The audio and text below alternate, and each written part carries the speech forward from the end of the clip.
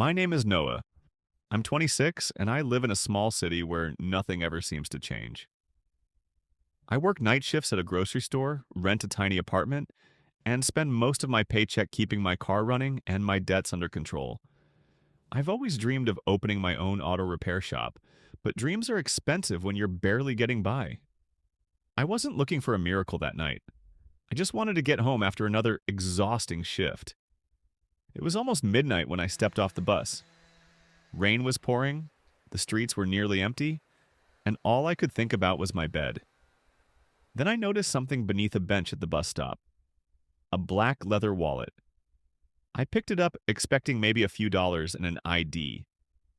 Instead, I opened it and froze. There was almost $8,000 inside.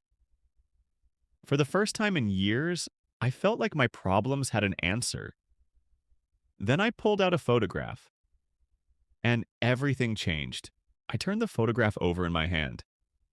It showed a little girl, maybe 7 years old, smiling at the camera with a missing front tooth. On the back, written in shaky black ink, were 6 words. "For Emma, please don't let me down." I looked back at the cash. $7,860. Enough to erase most of my debt and keep my car running for months. Enough to finally take the first step toward the repair shop I had been dreaming about since I was 19. I stood there under the rain, holding a stranger's entire life in my hands. For a few seconds, I tried to convince myself that maybe nobody would ever find it. I could take the money, leave the wallet somewhere, and go home. No one would know. Then I looked at Emma's face again. I slipped the wallet into my jacket and started walking toward my apartment. I told myself I was only taking it somewhere safe. But deep down, I knew I had just made a decision. And I wasn't sure yet whether it was the right one. By the time I reached my apartment, the rain had soaked through my jacket. I locked the door, dropped my keys on the table, and placed the wallet beside them. For several minutes, I just stared at it. Then I took out the cash and counted it again. $7,860. My hands felt strangely heavy. I opened my banking app. My balance was barely enough to cover the next rent payment. I had 3 overdue bills waiting in my email and a mechanic's estimate for my car that I couldn't afford. I could fix almost everything with the money on that table. I could finally breathe. But every time I looked at the photograph, that little girl seemed to ask the same question. What would you do if this were your daughter? I searched the wallet for an address and found a driver's license. Daniel Carter, 42 years old, same city. I opened my laptop and searched his name. At first, nothing useful appeared, then I found an old community post with the same name. The post was only 3 days old, and the first sentence made my stomach drop. The post was written by someone named Sarah Carter. Please, if anyone knows where my brother Daniel is, tell him to contact us. Beneath it was a photograph of the same little girl from the wallet, Emma. I read the post twice, then clicked through the comments. People were asking questions, but Sarah barely answered any of them. One comment caught my attention. Is the surgery still scheduled for Friday? Sarah replied, only if we can get the remaining money. I stared at the screen. Suddenly, the $7,860 on my table had an explanation. It wasn't savings, it wasn't spending money. Someone had been collecting it for Emma. I looked at the clock. It was 12:47 a.m. I searched for Daniel's address from the license and found a house less than 15 minutes away. I grabbed my jacket and the wallet. I didn't know what I was going to say when I got there. I only knew one thing. I couldn't go to sleep while that money was sitting in my apartment. But when I reached the house, something was very wrong. The front door was unlocked. I stood on the porch, staring at the open door. Every sensible part of me said to leave. This wasn't my business anymore. I could call the police, leave the wallet somewhere safe, and walk away. Instead, I knocked. No answer. I knocked again, louder. Still nothing. Daniel? I called through the doorway. Silence. I stepped inside just far enough to see a hallway scattered with cardboard boxes. The house looked like someone had been packing in a hurry. Then I heard a noise from upstairs. A single floorboard creaked. I froze. "Hello?" I called. Nothing. I almost turned around when a man's voice suddenly came from behind me. "Who are you?" I spun around. A tired-looking man stood at the bottom of the stairs. He was wearing an old hospital hoodie, and his face went completely pale when he saw the wallet in my hand. "Where did you find that?" he asked. "At the bus stop," I said. He didn't look relieved. He looked terrified. Then his eyes moved from the wallet to me and he whispered, "You need to leave. Right now." I didn't move. "This is your wallet, isn't it?" I asked. The man nodded slowly, but he still looked more frightened than relieved. "My name is Daniel," he said, "and you shouldn't be here." I held out the wallet. "I found it at the bus stop. There was almost $8,000 inside." His eyes immediately went to the photograph of Emma. "Is she okay?" I asked. Daniel swallowed hard. "She's in the hospital." Then he explained why the money mattered. Emma needed an operation scheduled for Friday, and the $7,860 was almost everything he had managed to save. He had sold his car, borrowed from relatives, and worked every extra shift he could get. He had carried that wallet everywhere because he was afraid of losing the money. Then, earlier that night, he realized it was gone. "I thought I had lost her," he whispered. I handed him the wallet. He grabbed it with both hands, checking the cash and photograph. Everything was there. For a moment, neither of us spoke. Then Daniel looked at me and said, "Thank you." I should have left. Instead, I asked one question. "How much are you still missing?" Daniel looked down at the wallet. $4,300, he said quietly. "That's what the hospital says we still need." I nodded, even though I didn't know why I was asking. $4,300. I thought about my own bank account.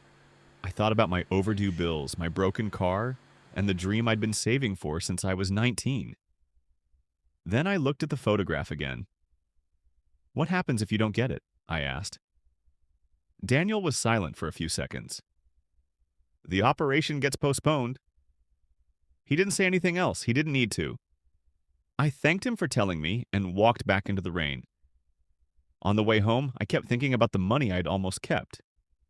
That $7,860 could have changed my life. But now I couldn't stop thinking about the $4,300 Daniel still needed. When I reached my apartment, I opened my laptop and started searching for ways to help. I had no money to give him, no connections, no miracle plan, just one idea that seemed almost impossible. I decided I was going to try anyway. The next morning, I created a small fundraiser for Emma. I wrote down everything Daniel had told me, attached the photograph with his permission, and shared the page with everyone I knew. At first, nothing happened. $10, then $20. A few people shared the post, but the total barely moved. I kept refreshing the page between shifts, watching the numbers slowly crawl upward. By the end of the day, we had raised $386. It wasn't enough, but it was something. Then, just after midnight, my phone buzzed. Someone had donated $1,000. No name, no message, just the money. I thought it was a mistake, but then another donation appeared. $500, then another, $250. Within an hour, strangers were sharing Emma's story across the city. I couldn't understand why. I hadn't expected anyone to care.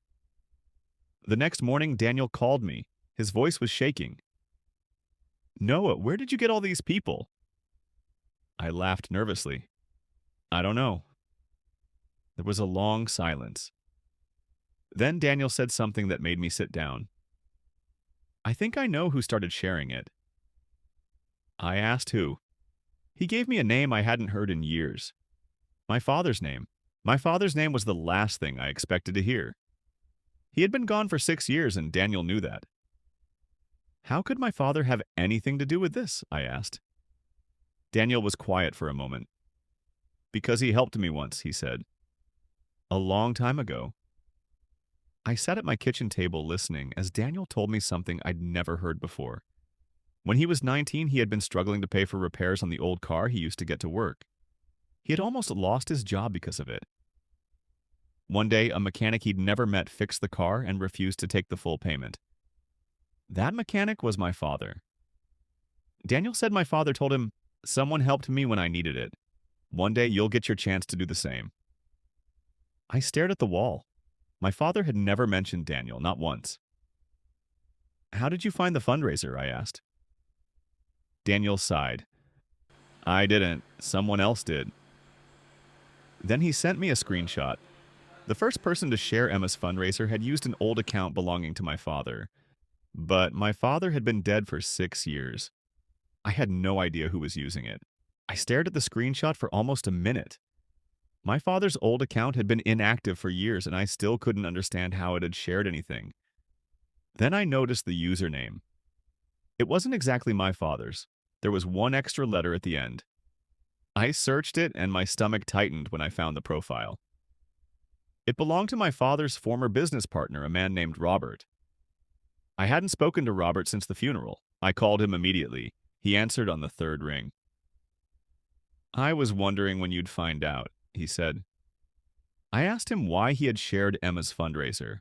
His answer was simple. "Because your father would have done it."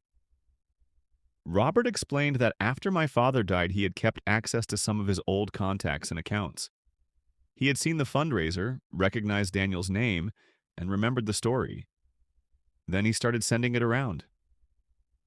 "Your dad spent his whole life helping people who couldn't pay him back," Robert said. "He never told anyone because he didn't want praise."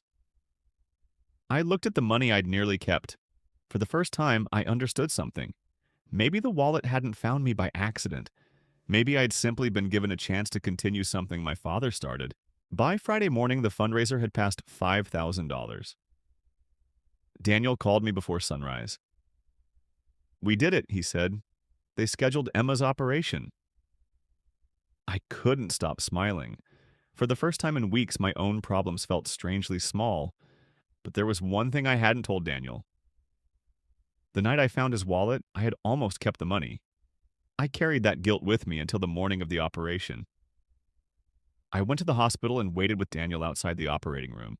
He looked exhausted, but there was something different in his face. Hope. After several hours, a doctor finally walked toward us. "The operation went well," she said. Daniel covered his face with his hands and started crying. I looked down at the floor, trying not to cry myself. Then Daniel hugged me and whispered, "You saved my daughter." I shook my head. "No, a lot of people did." He pulled away and looked at me. "Maybe, but you were the first." Later that afternoon, I walked outside the hospital alone. I still had debts. My car was still broken. My dream of opening a shop was still far away. Nothing about my own life had magically become easier, but for the first time, I didn't feel trapped by it. Then my phone buzzed. It was Robert. His message contained only one sentence. "Your father would be proud of you." A year later, I still had the photograph of Emma on my desk. She had recovered completely, and Daniel had become someone I spoke to almost every week. But the biggest change wasn't in their lives. It was mine. With Robert's help, I found a small garage for rent on the edge of town. It wasn't much. 2 lifts, an old office, and a sign that looked like it had survived 20 winters. But it was mine. I named it Carter and Noah Auto Repair, after the 2 families whose lives had crossed because of one lost wallet.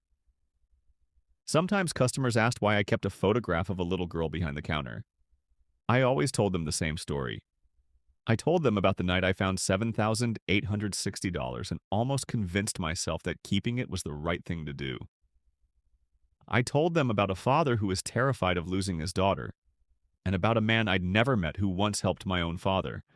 But I never told them the most important part. That wallet didn't save Emma's life because I was some kind of hero. I almost walked away. I almost kept the money. I was just lucky enough to make the right choice before it was too late. And maybe that's the lesson I carry with me every day. Sometimes life doesn't give you the miracle you were hoping for. Sometimes it gives you a chance to become someone worthy of one. And that night, standing alone in the rain with a stranger's wallet in my hand, I didn't know it yet, but I had just found mine.